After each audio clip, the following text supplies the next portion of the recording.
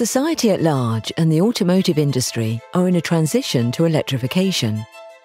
The need for renewable energy production, reuse and recycling is becoming increasingly important.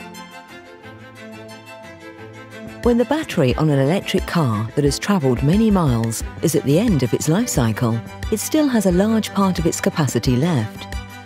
Enough for it to be able to have a second life as an energy storage facility.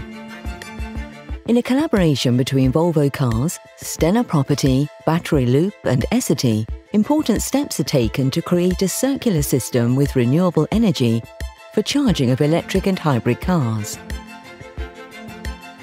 At Essity's business centre in Mölndal, Sweden, we have together created a future-proof cycle where 5 batteries from Volvo Cars' electric cars form the base of an intelligent energy storage facility that is charged by energy from solar panels. The energy storage facility then provides charging points for electric and hybrid cars and electric bicycles with electricity. The demands for world-leading sustainable solutions are crucial for the future.